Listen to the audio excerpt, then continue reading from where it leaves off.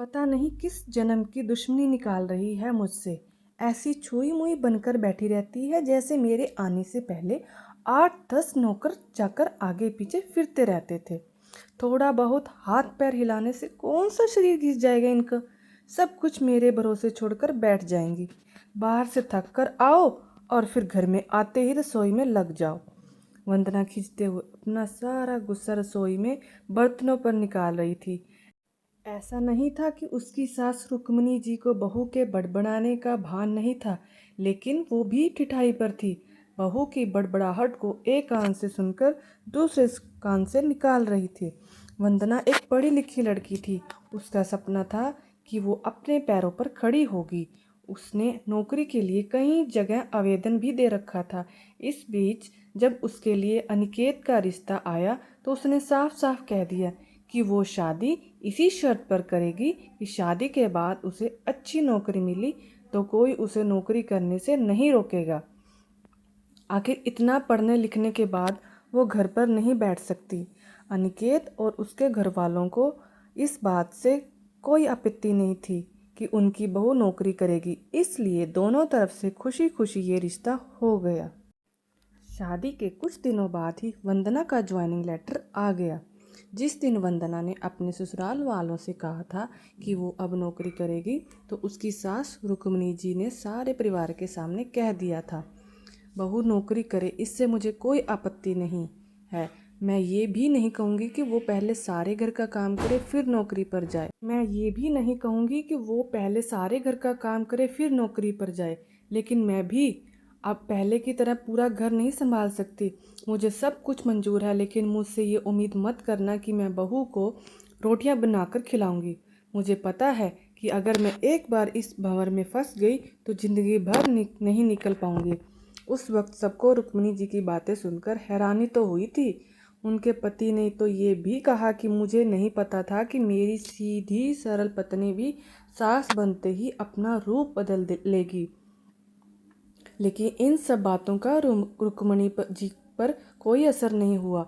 वो तो अपनी ज़िद पर अड़ी थी। खैर, वंदना को तो नौकरी करनी थी, क्योंकि घर के थोड़े से काम के लिए वो अपनी इतनी अच्छी नौकरी तो नहीं छोड़ सकती थी। वहीं उसके पति और ससुर जी ने भी नौकरी की इजाज़त दे दी थी, तो वो फिर कहाँ रुकने वाली थी। इस समस्या का ये हल निकाला गया कि घर के कामों के लिए एक काम वाली और खाना बनाने के लिए कुक रख ली गई। खाना बनाने वाली सुबह और शाम का खाना बनाकर चली जाती। वंदना का काम था ऑफिस से आकर बस खाना परोसना। यूं ही दिन निकल रहे थे।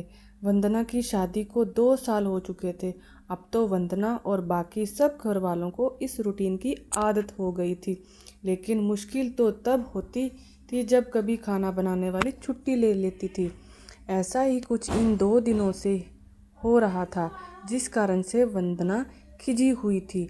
ऑफिस से आकर रोटियां बनाना उसे बहुत बड़ा बोझ लगता था। वैसे तो रुक्मिणी जी इन दिनों में सब्जियां काट कर बना देती थी, लेकिन बहू के ऑफिस से आने के बाद रसोई में झांकती भी नहीं थी। उस समय वंदना को अपनी बैठी हुई सास बहुत चुभती थी। वो बड़बड़ाती रहती और रोटियां बनाती रहती।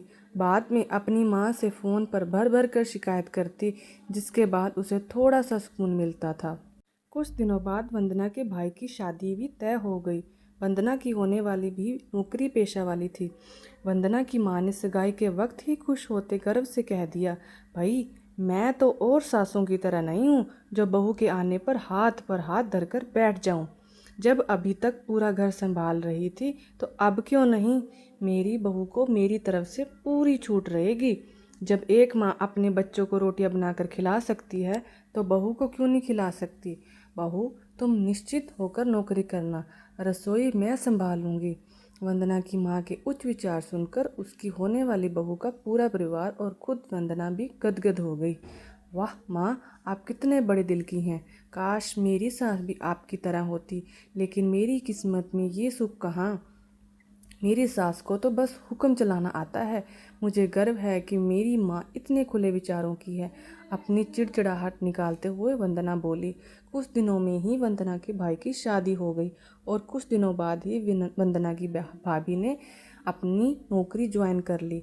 वंदना की माँ भी अपनी बहू को हथेलियों पर रखती थी।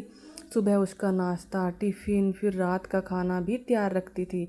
अपने हाथों से परोसकर सबको खाना खिलाती थी। उनकी बहू भी मम्मी जी करती हुई अपनी पसंद नापसंद बताती रहती थी, जिसे वंदना की माँ बड़े चाव से पूरा करने में लगी रहती थी। खुशी खुशी दिन बीत रहे थे, लेकिन ये प्रक्रिया धीरे धीरे अब उदासीनता में बदल रही थी। वंदना की भाभी को अब कुछ भी ना करने की आदत पड़ गई थी।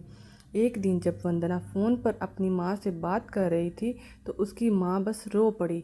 बेटा, मैं इतना करती हूँ तेरी भाभी के लिए, फिर भी उसे मेरी कदर नहीं। अरे, मेरी दी हुई छूट अब मुझ पर ही भारी पड़ने लगी है। क्या हुआ माँ? आप ऐसे क्यों बोल रही हैं? आप तो भाभी का मुझसे भी ज़्यादा ध्यान रखती हैं। क्या भाभी ने आपसे कुछ कहा है? वंदना बेचैन होते हुए पूछने लगी। कुछ क्या बेटा, अब तो सब कुछ वो मुझे ही कहती है। ऑफिस से आने के बाद एक गिलास पानी के लिए भी मुझे आवाज़ देती है। नाश्ते में थोड़ी देर हो जाए तो मदद करने के बजाय गुस्सा होकर यूं ही बिना खाए चली जाती है। आखिर मेरा भी कुछ आत्मसम्मान है या नहीं? मैं तो उसके लिए बस काम वाली बनकर रह गई हूँ। माँ, ये तो बहुत गलत बात है। आप भाई से साफ साफ कह क्यों नहीं देती कि अपनी बीवी की लगाम खींच कर रखे? आप माँ हैं, कोई नौकरानी नहीं।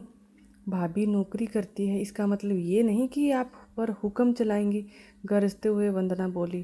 किस मुंह से कहूँ बेटा? पहले तो खुद मैंने ही आगे बढ़कर कुल्हाड़ी पर अपना पैर दे मारा, फिर शिकायत किससे करूँ? तेरे पापा ने तो कहा भी था कि बहू को ज़्यादा छूट दोगी तो बाद में पछताओगी, लेकिन मैं ही बड़ाई की भूखी थी जो अपनी बहू को सर पर चढ़ा लिया। एक बात कहूँ बेटा, तू चाहे अपनी सास को कुछ भी कह, लेकिन समधन जी का ये फैसला सही था कि वो बहू को रोटियां बनाकर नहीं खिलाएंगी। एक बार वो सबकी नज़रों में बुरी अक्खड़ सास तो बन गई, लेकिन आगे के लिए कम से कम अपना आत्म सम्मान तो बचा लिया।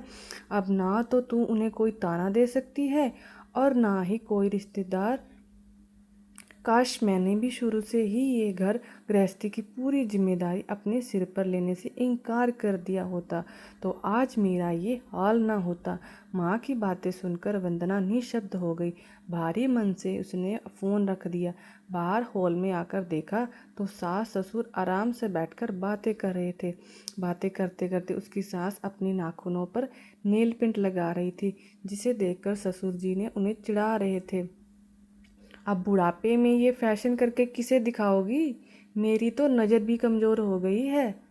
किसी को नहीं दिखाना मुझे। मैं तो बस अपनी खुशी के लिए लगाती हूँ। सारी उम्र तो घर गृहस्थी में उलझी रही, अब अवकाश का वक्त आया है तो अपने शौक तो पूरे कर लूँ।